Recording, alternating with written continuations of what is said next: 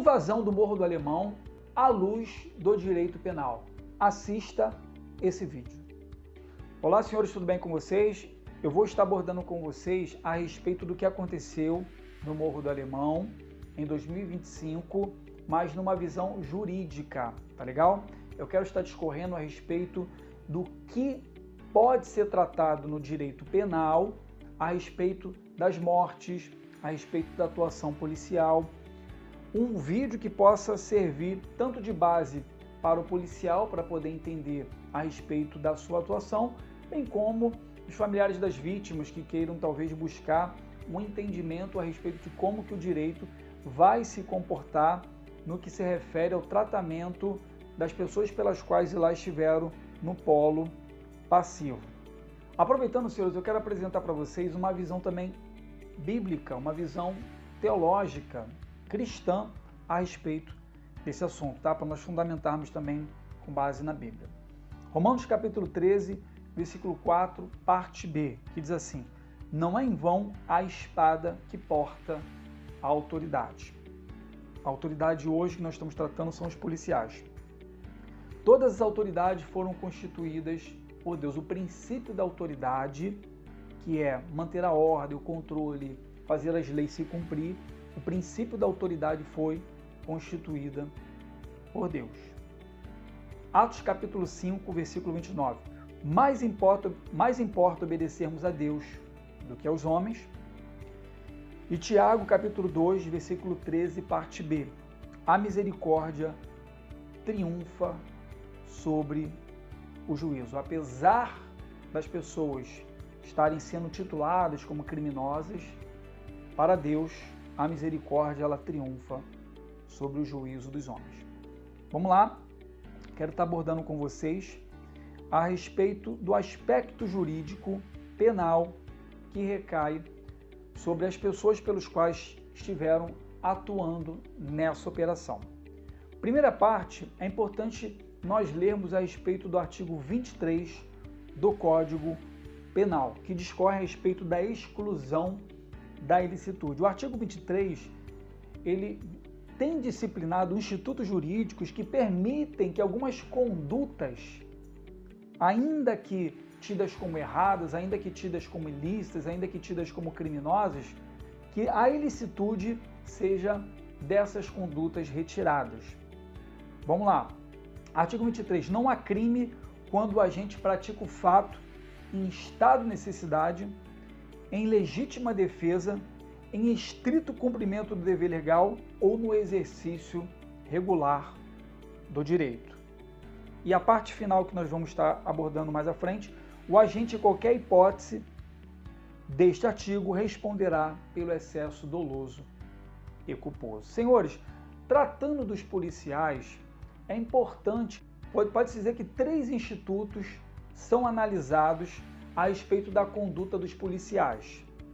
Primeiro instituto, os policiais agiram em estrito cumprimento do dever legal? Eu vou explicar o que é o estrito cumprimento do dever legal. Segundo instituto, os policiais agiram em legítima defesa quando fizeram os disparos que provocaram a morte daquelas pessoas? E o terceiro instituto, que tanto os policiais, como os delegados de polícia, como os juízes, como também o advogado, o promotor de justiça, vão fazer uma análise conjunta, é se houve algum excesso doloso ou culposo por parte da atuação desses policiais.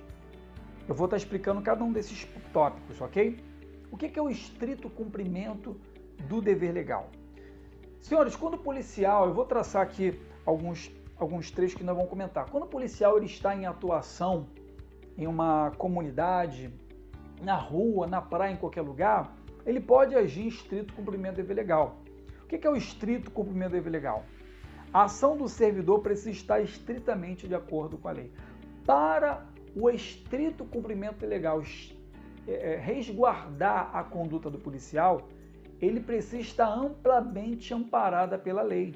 Ele não pode, é como se fosse uma linha, ele não pode sair daquela linha, andar para a esquerda ou andar para a direita, saindo da linha, saindo da norma, e alegar que está agindo em estrito cumprimento do dever legal. Para o policial, a exemplo da operação do Alemão, ele está amparado pelo estrito cumprimento do dever legal, ele precisa ter agido absolutamente de acordo com a lei.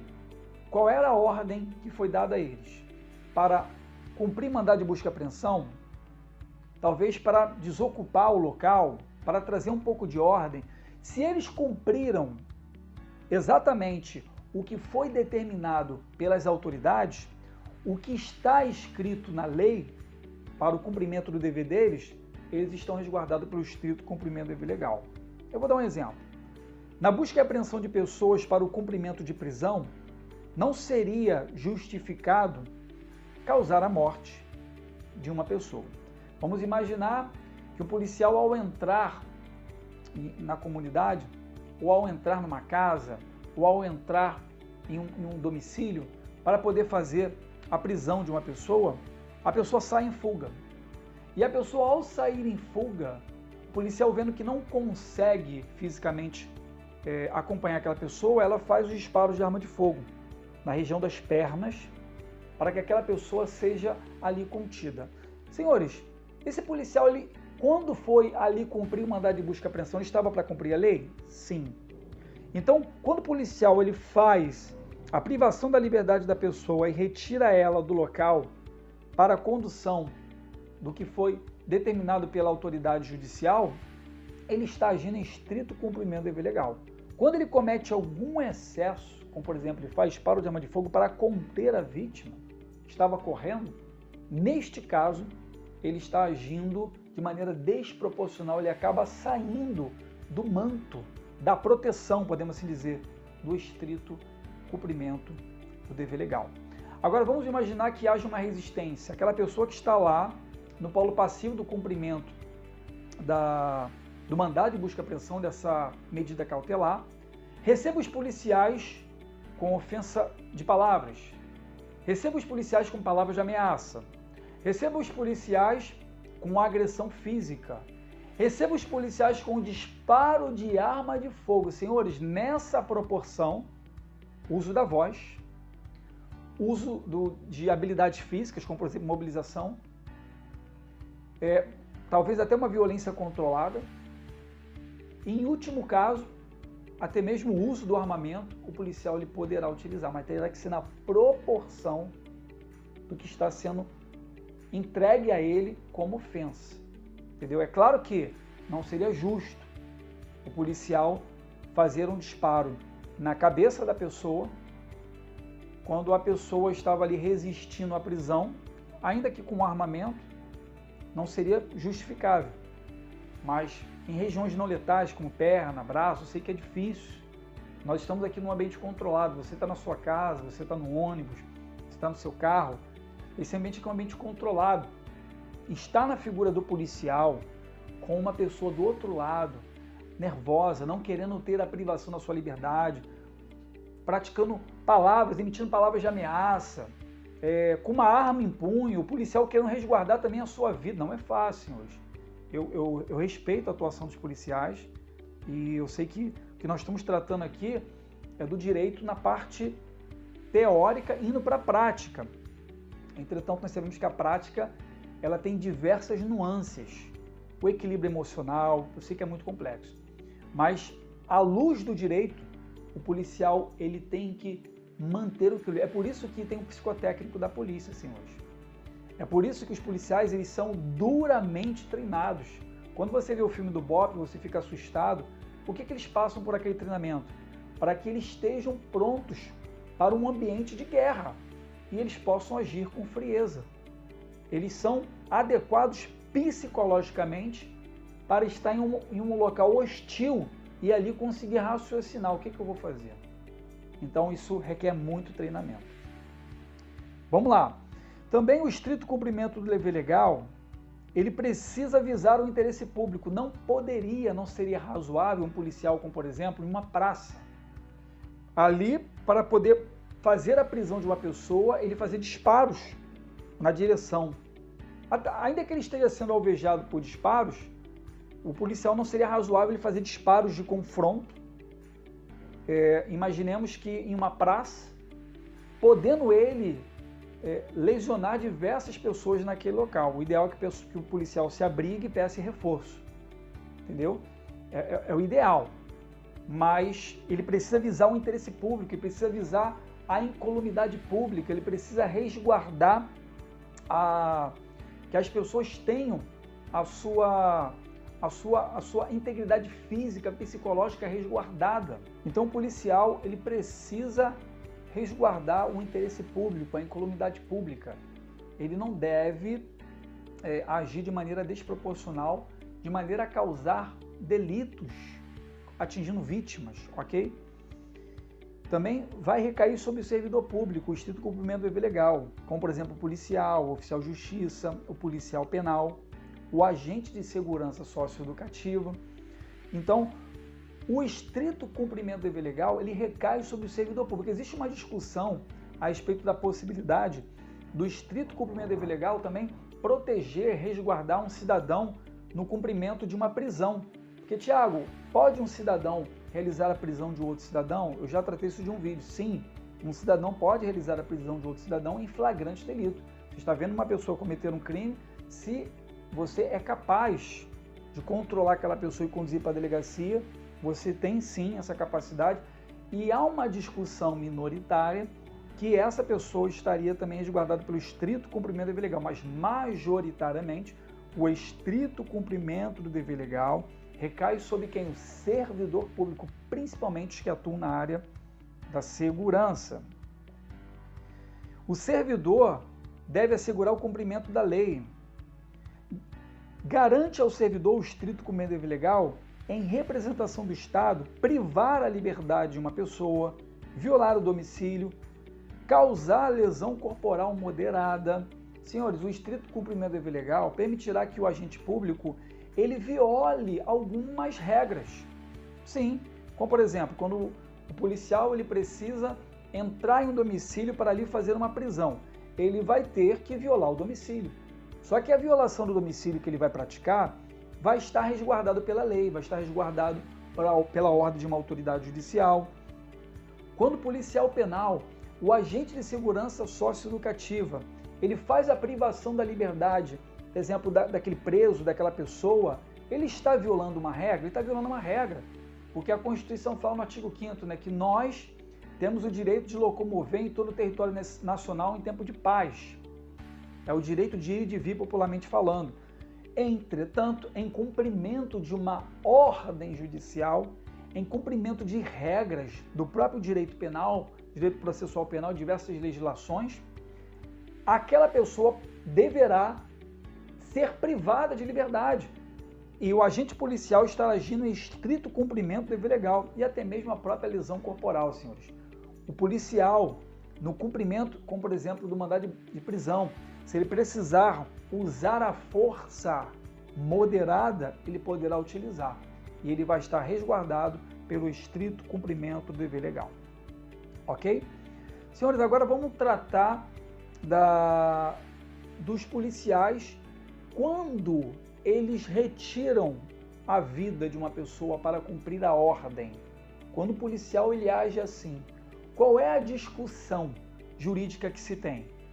A discussão jurídica que se estabelece, senhores, é com base na legítima defesa. Majoritariamente, quando um policial, ele para cumprir a ordem, ele retira a vida, que é o bem maior do ser humano, é o bem maior que nós temos, é a vida, não tem nada mais valioso do que a vida. Não, você pode ser um bilionário, se você não tem vida, o que importa? Então a vida é o bem maior. Então quando o policial, um agente policial, no cumprimento da ordem, ele tira a vida, ele retira a vida de uma pessoa, o que se discute é a legítima defesa. Não vai se discutir o estrito cumprimento do dever legal, esse é um entendimento majoritário. E o que é a legítima defesa? Vou ler o artigo 25. Entende-se em legítima defesa quem, usando moderadamente dos meios necessários, repele injusta agressão, atual ou iminente, a direito seu ou de outrem. Então o policial ele precisa, primeiro ponto, agir moderadamente. Senhores, não é fácil, tá? Não é fácil. Se coloque na figura de um policial, entrando com, por exemplo, uma comunidade. Vamos nos deslocar para o Morro do Alemão. Você viu os vídeos? É fácil o policial estar naquela condição, tendo que ter contenção de blindado, um colete à prova de bala, com aquela roupa quente, entendeu? Pesada, subindo uma ladeira. É fácil subir escada e recebendo em retaliação disparo de arma de fogo, granada. 4 policiais faleceram, ou seja, colegas de farda, colegas que horas antes da operação estavam conversando, quem sabe tomaram um café. Então é complicado, senhores, o ambiente é caótico, mas o policial, ele foi treinado para isso, ele precisa agir moderadamente. O que é moderadamente? Na legítima defesa não seria proporcional, volto a dizer, o policial, ele ao cumprir o mandado de busca e apreensão, no primeiro momento ele já usar um disparo de arma de fogo. Não, primeiro ele vai se apresentar, depois ele vai dar a voz de prisão, vai conter a pessoa e conduzir até o local de destino. Não seria coerente ele já empunhar a arma, apontar para o peito da pessoa que irá cumprir o mandado de busca e apreensão e dizer para ela que ela está sendo presa de imediato, a não ser que ela já esteja armada, né? Mas no primeiro momento isso seria desproporcional, então tem que usar moderadamente os meios necessários para repelir uma injusta agressão. O ponto crucial aqui, senhores, da legítima defesa, para tratar a legítima defesa, é a injusta agressão. Não tem como você estar, ainda que haja moderadamente, ainda que use os meios necessários, se você não estiver diante de uma injusta agressão, a sua conduta se torna injusta. Exemplo, se o policial, ele ao chegar para cumprir o mandado de busca e apreensão, ele já empunha a arma e faz um disparo nos pés da pessoa, um exemplo, ou já chega agressivamente dando golpes de chute, de soco na pessoa para depois imobilizá-la, aqueles atos são atos que não vão estar resguardados pela legítima defesa. Agora vamos imaginar que os policiais, ao entrar, como por exemplo no Morro do Alemão, sejam alvejados por granada, por disparo de arma de fogo. E os policiais, para se defender, até para preservar a própria vida ou a vida dos seus colegas, no cumprimento ali do trabalho, precisaram alvejar algumas pessoas. Esses atos que possam ter causado lesão corporal, que possam ter causado até mesmo a morte, eles podem ser olhados pela ótica da legítima defesa? Podem, artigo 25 do Código Penal, porque eles foram recebidos com injusta agressão e eles usaram algo moderado, porque se a pessoa vem efetuando disparos de fuzil, é moderado realizar um disparo de fuzil. Se a pessoa vem até você desferindo golpes de soco, de chute, é moderado você desferir golpes de soco e de chute. Mas lembrando que tem que ser moderado aquela injusta agressão, ok? Para a preservação do direito próprio ou de outrem. Senhores, em 2019 foi disciplinado o parágrafo único que não existia, está no artigo 25 do Código Penal, eu vou ler com vocês. Observa-se os requisitos previstos no caput deste artigo, considera-se também em legítima defesa, ou também é considerado legítima defesa, o agente de segurança que repele agressão ou risco de agressão à vítima mantida refém durante a prática de crimes. Vamos lá, Ciro, vamos imaginar, aqui fala de vítima refém. Vocês lembram daquele caso de uma mulher, eu não vou recordar aqui agora exatamente o ano, mas ficou na televisão, uma mulher que ela estava como refém, e aí um sniper, ele fez um disparo de arma de fogo, retirou a vida da pessoa que estava cometendo aquele crime e preservou a vida da vítima. Então, senhores, o que aconteceu ali? Ali pode-se dizer que o policial agiu em legítima defesa de outrem.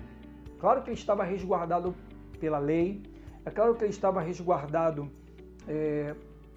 por autoridade, o secretário de segurança, o governador, ele estava amparado pelo que estava fazendo, mas pode-se considerar que ele agiu em legítima defesa. Em legítima defesa de quem? Dele? Não, legítima defesa de outrem. Porque legítima defesa é quando você age para repelir uma justa agressão contra você, contra o seu patrimônio, contra os seus direitos e também de outrem. Ok? Sempre de maneira moderada. o sniper só agiu de maneira letal porque aquela vítima estava numa condição de sofrer uma injusta agressão letal. Então tem que ser moderado, ok? Vamos imaginar que aquele rapaz estivesse sem armas, ameaçando estrangular a vítima. Seria proporcional o disparo de arma de fogo? Não, não seria proporcional o disparo de arma de fogo. Nesse caso, os policiais teriam que ir até lá, tentar conversar e, na medida do possível, usando a própria mão, usando spray de pimenta no máximo, entendeu? Conter aquela pessoa e algemá-la, ok? Agora sim, o ponto crucial do nosso encontro é falar da possibilidade dos policiais serem punidos. É possível esses policiais serem punidos? Sim, senhores. É o que está descrito no parágrafo único do artigo 23 do Código Penal. É o famoso excesso doloso ou culposo. Eu vou ler. O agente, em qualquer... É complicado, né, senhores? Parte desse princípio. Você teria coragem de entrar naquela mata com aqueles homens que foram lá para cumprir a lei e receber aqueles 100 homens armados de fuzil? Você teria equilíbrio emocional para isso? É complicado, nós temos que refletir sobre isso.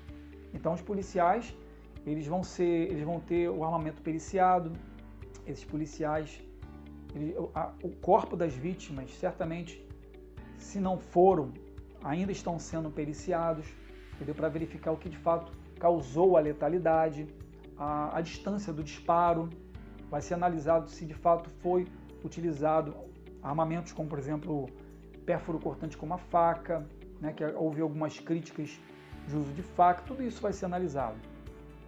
E aí, senhores, se for constatado que os policiais agiram com excesso doloso ou culposo, eles podem ser punidos, tá? Isso tem que ser falado porque é o que está na lei, tá legal?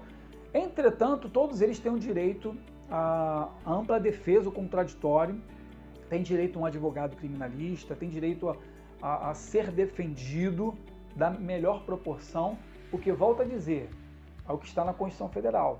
Até o trânsito e julgado, todos são inocentes, inclusive os policiais, tá? Até o trânsito e julgado de qualquer julgamento, todos são inocentes. Ok, senhores? É por isso que eu comecei falando do versículo bíblico, que a misericórdia de Deus triunfa sobre os juízos dos homens. Então, apesar dos homens terem juízos que possam ser negativos, Deus, ele tem um poder de recair sobre nós com a sua misericórdia. Senhores, eu quero encerrar aqui esse vídeo e quero agradecer pela sua paciência, pelo seu carinho e estar caminhando conosco nesse período de tempo até o atual momento.